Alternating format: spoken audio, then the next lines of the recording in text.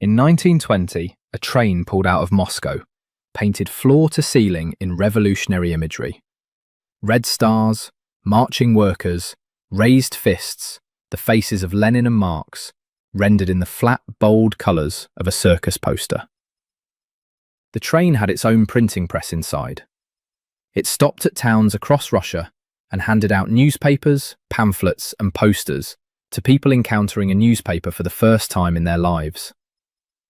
The Bolsheviks called these trains agitprop trains, agitation and propaganda, and they sent 17 of them across the country in the years immediately following the revolution, understanding, with a clarity very few governments before them had articulated this clearly. In a country where 80% of the population was illiterate, words were inert. Images were the only language that crossed every border inside the country. This is where Soviet propaganda art begins. A revolution hired its artists. The first thing that needs to be understood about Soviet propaganda art is how seriously the early Soviet state took aesthetics, and how unusual this was. Most governments treat art as decoration, as ceremony, as a budget line that gets cut first. The early Bolsheviks understood, with a clarity that modern political consultants would find alarming, that the revolution had to be seen to be believed, and that what it looked like would determine whether people believed in it. Lenin himself was famously unmoved by the avant-garde tendencies of the artists who flooded toward the revolution in its early years. He found Mayakovsky's poetry loud and incomprehensible. He preferred Pushkin. But he understood the strategic necessity of the artists, and so the early Soviet state became, briefly, one of the most fertile environments for experimental art that had ever existed. The leadership found experimental art threatening. The experimental artists loved the revolution, and the revolution needed them urgently. The artists who came to the Bolsheviks in those early years were among the most radical thinkers in the world. These were people who had spent the previous decade demolishing the conventions of painting and design, building new visual languages from the rubble, and who now suddenly had a state willing to put those languages on walls, trains, buildings, textbooks, and cigarette packets. Mayakovsky, who had already declared that the streets are our brushes, the squares our palettes, understood this as the exact moment he had been waiting for his entire career. He threw himself into poster work with the same furious energy he brought to everything, reportedly making over 600 posters during the Russian Civil War period, sometimes completing several in a single day. The partnership between the Bolshevik state and the avant-garde was turbulent, productive, and doomed from the beginning, though everyone involved was in the dark about this. Between 1919 and 1921, as the Civil War raged and the new Soviet state fought for its survival, a group of artists working for the Russian Telegraph Agency created one of the most remarkable bodies of political communication in history. They called them the roster windows. Stenciled posters displayed in the empty shop windows of Moscow, updated constantly as the situation changed, speaking directly to a population that was hungry, frightened, and largely illiterate. Mayakovsky was the dominant force here, and the visual language he developed for the roster windows became the template for Soviet graphic communication for years afterward. The images were bold, flat, and diagrammatic. Figures reduced to geometric shapes, colours restricted to red, black, and the occasional white ground. Text minimal and aggressive. The aesthetic looked a complete departure from traditional Russian art, a complete departure from European academic painting, and a departure from everything that had existed before. It looked like agitation felt, urgent, clear, and impossible to ignore. The ultimate attention-grabbing thumbnail, a typical roster window ran as a sequence of panels, a form between a comic strip and an infographic, walking the viewer through an argument. Here is the problem. Here is who is causing it. Here is what you should do about it. The enemies, white army officers, foreign interventionists, the bourgeoisie, were drawn as fat, red-faced caricatures, grotesque and contemptible. The workers and soldiers were drawn as clean-lined, purposeful, geometrically heroic. The moral architecture was completely explicit. There was zero ambiguity about who the good people were, and zero ambiguity about who deserved contempt. This explicitness was a feature, deliberately chosen. The audience for these images had, in many cases, zero prior interaction with visual media of this sophistication before. The Bolsheviks understood that subtlety was a luxury of the educated, that the revolutionary message needed to travel across barriers of language, dialect, and literacy, and that the clearest possible image was the democratic choice. El Lisitsky's famous poster, Beat the Whites with the Red Wedge, from 1919, reduced the entire Civil War to a single abstract composition, a red triangle driving into a white circle. Simple enough for a child to read, violent enough to feel like a military order. After the Civil War ended, the urgency of the roster period gave way to a more ambitious project. The Soviet state was now trying to build a new civilization from scratch. New cities, new family structures, new relationships between human beings and labour and time. And it needed visual art that could do more than win a war. It needed art that could imagine a future. The constructivists delivered this with a ferocity that feels startling today. Rodchenko's designs for books, magazines, and products combined diagonal lines, bold typography, and photography in ways that felt futuristic. Futuristic in the deeper sense of a visual system that had broken with the entire history of European aesthetics and built a new form from the ground up. His poster for the Lengiz publishing house, showing a woman with her hand to her mouth shouting the word "books," taken from an extreme upward angle that turned her face into a piece of abstract geometry, became one of the most reproduced images of the 20th century. It had zero precedent in poster history. It looked, and looks, like a design from last week. El Lisitsky brought his own architectural sensibility to the work, developing a concept he called proun, abstract compositions that existed somewhere between painting and architecture, suggesting three-dimensional structures rendered in flat, geometric forms. His exhibition designs turned entire rooms into immersive environments, the walls themselves becoming active political statements. He understood that propaganda was a spatial experience as much as a visual one, that the room a person stood in could be designed to produce particular states of mind, and he applied this understanding to everything he touched. Gustav Klutsis, a Latvian artist who had served in Lenin's personal guard before turning to design, pushed the photomontage technique, cutting and assembling photographs into new composite images to its logical political extreme. His posters combined photographs of Lenin, Stalin, workers, and machines into compositions that felt simultaneously documentary and mythological. The faces were real, captured by cameras. The arrangements were fantastical, designed to make those faces carry the weight of history. A Klutsis poster showing an enormous hand emerging from a crowd to hold up a voting card, produced for the 1930 Soviet elections, achieved a scale and drama that transformed a bureaucratic process into a revolutionary act. This was the trick at the heart of all constructivist propaganda, taking the mundane and making it feel epic, taking the political and making it feel inevitable. It would be a mistake, and a significant one, to read Soviet propaganda art purely as cynical state manipulation. Many of the artists involved believed, with real force and full personal investment, in what they were making. Rodchenko described his work in terms that sound less like advertising copy and more like religious conviction. He believed that design could transform human consciousness, that the way things looked shaped the way people thought, and that a new visual environment was a precondition for a new type of human being. He gave up oil painting, which he had mastered, on the grounds that painting was a bourgeois luxury, an object made for private collection, hung in private homes, accessible only to people with money to buy it. Design, mass production, photography, these were the democratic arts, the arts that could reach everyone, and he committed to them completely. El Lisitsky wrote in 1921, "The new art is formed beyond beauty. as an instrument of universal communal life.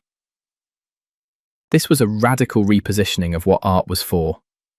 The European tradition, even at its most political, had largely maintained the idea that art's first obligation was to itself, to beauty, to form, to the individual vision of the artist. The constructivists rejected this completely. The poster on the factory wall was more important than the painting in the gallery. The book cover read by 1 million workers was more significant than the masterpiece admired by 1,000 collectors. The revolution needed art that worked harder than that. Mayakovsky carried this conviction to its logical and self-destructive conclusion, dedicating 20 years to propaganda work and finding, eventually, that the state he had served had zero use for him. He shot himself in 1930, at 36, leaving a note that read, in part, "The boat of love has smashed on the rocks of the everyday." The revolutionary artist who had once painted himself into the future had run out of future to paint himself into. The story of Soviet propaganda art has a pivot point, and that pivot point is Joseph Stalin. By the early 1930s, Stalin had consolidated enough power to impose his aesthetic preferences on the entire Soviet cultural apparatus. And his aesthetic preferences were, to put it as plainly as possible, those of a man who read modern art as threatening. The abstract, the experimental, the formally radical. Stalin read it all as elitist, incomprehensible, and suspiciously foreign. What Stalin wanted was art that his mother could understand. Art that showed heroic workers doing heroic work. Art that looked purposeful, by which he meant art that looked like the academic paintings he had seen in his Georgian childhood, updated with Soviet content. The doctrine that replaced constructivism was called socialist realism, and it was mandated in 1934 as the official aesthetic of all Soviet cultural production. The guidelines were specific.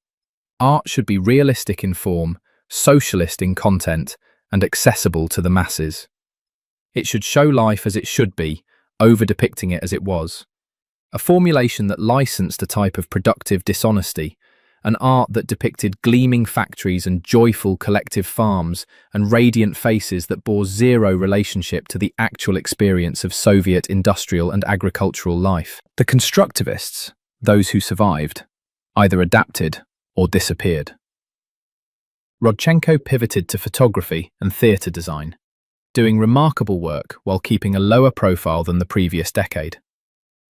L. Lissitzky produced brilliant exhibition and book designs that somehow managed to operate within socialist realist constraints while maintaining formal intelligence.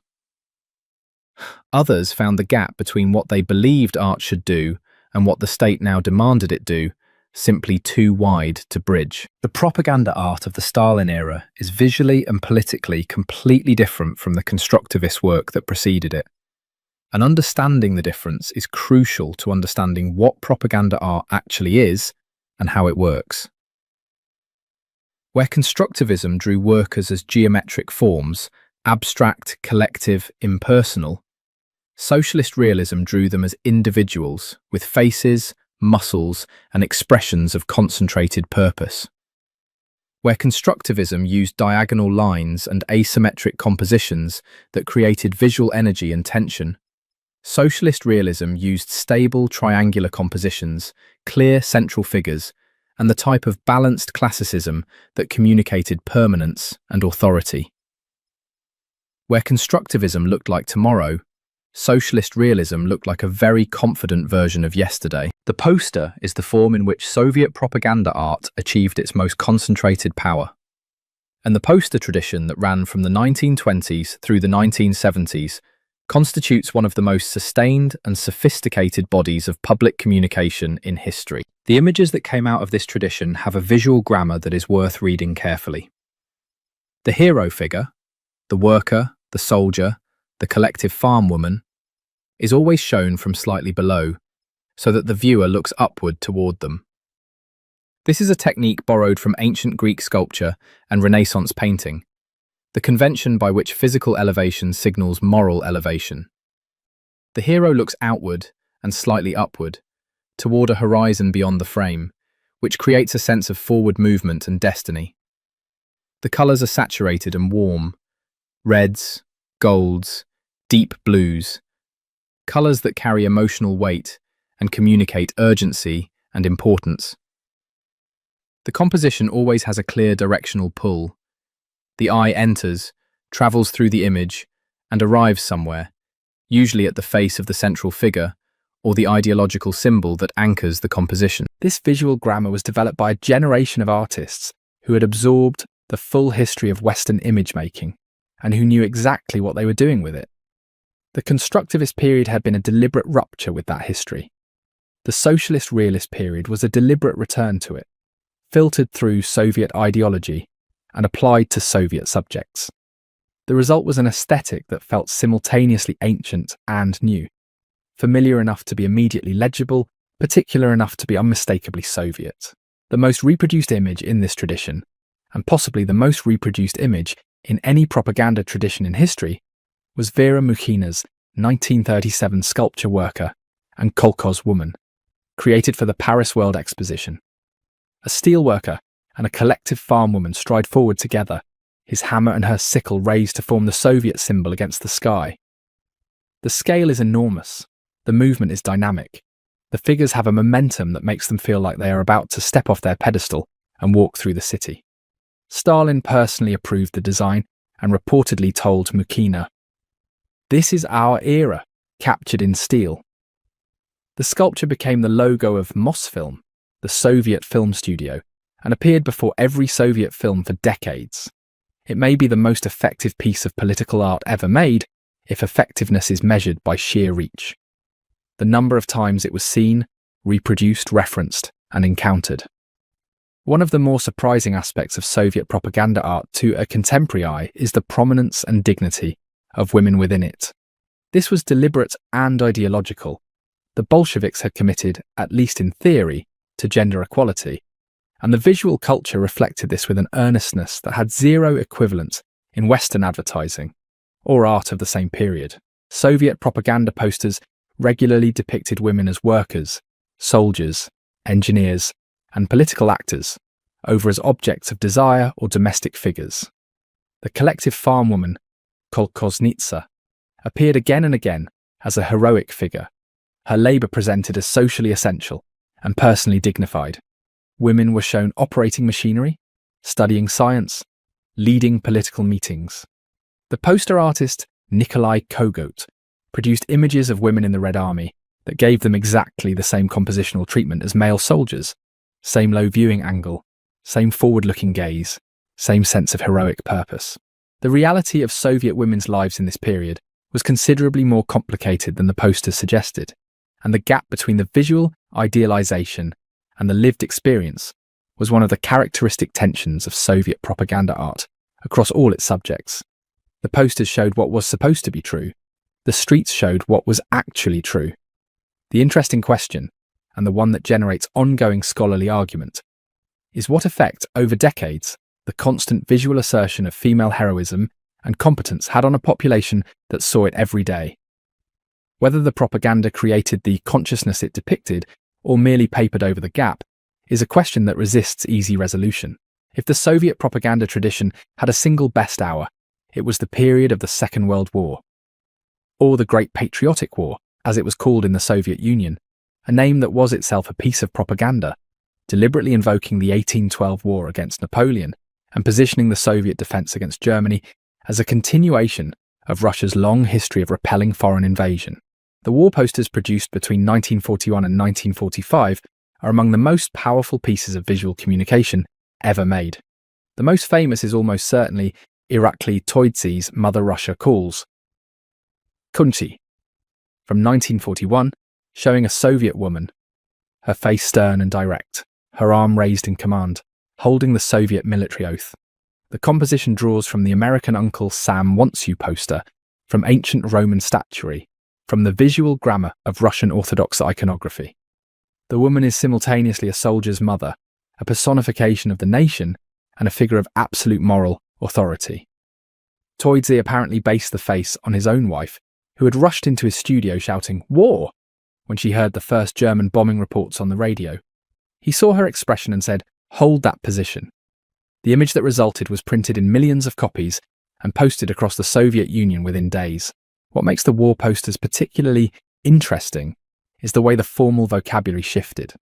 The stabilizing compositions of Stalinist socialist realism gave way to a more urgent register. Diagonal lines returned, figures compressed and dynamic, the color palette hotter and more aggressive. The propagandists understood that wartime required a different emotional register than peacetime, and the art adjusted accordingly. The enemy, Nazi Germany, received the full force of the caricature tradition, depicted as monstrous, subhuman, bestial in ways that drew on both the long European tradition of war propaganda and the Soviet vocabulary of class enemy representation developed since 1917. The writer Ilya Ehrenberg, whose wartime journalism for Red Star newspaper reached millions of soldiers, described the function of wartime propaganda in terms that illuminate the entire tradition. We address what lives below reason.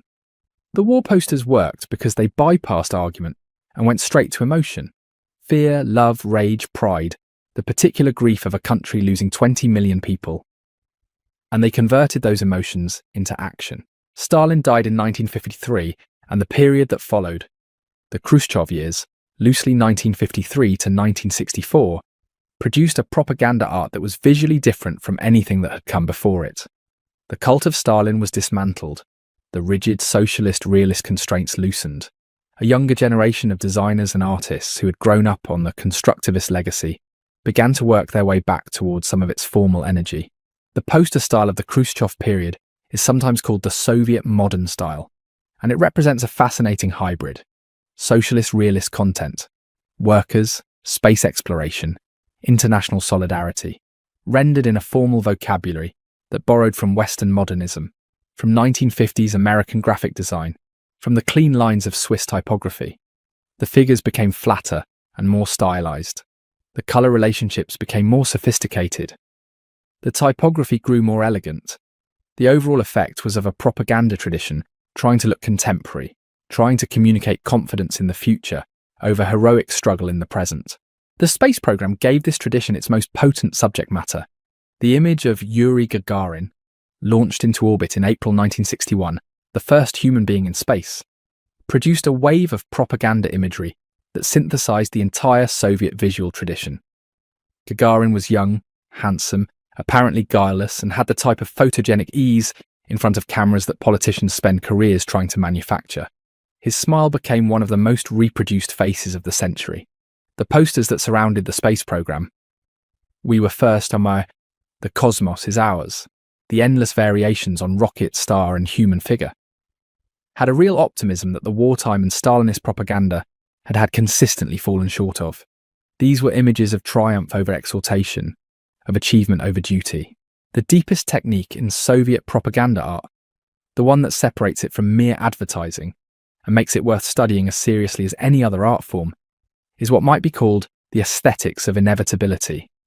Every element of the best Soviet posters was designed to make the communist future feel already arrived over aspirational, already true, already the only possible conclusion of history.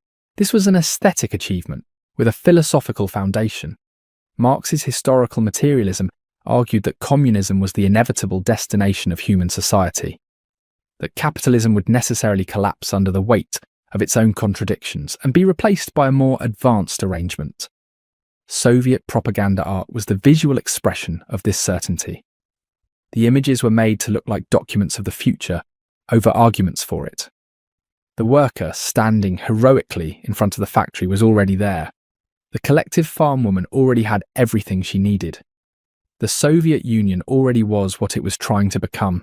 The practical genius of this approach was that it made the audience feel they were catching up with history over being asked to work for it. You were invited to join a project that had already succeeded, to align yourself with a momentum that was already underway. The propaganda asked for agreement over effort. The effort, the images implied, had already been made on your behalf by the historical forces that had produced this magnificent present. This is why the gap between the images and the reality was more than a cynical lie, though it was also that. The gap was structural. The images were made to depict the conclusion of a historical process, and the reality was the process itself. Messy, incomplete, and frequently brutal. The propaganda existed to paper over the distance between where the Soviet Union was and where it was supposed to be going. And it did so with such visual confidence that the papering became, for many people, and across long periods, more real than the reality underneath it. Soviet propaganda art ended with the Soviet Union, or approximately that.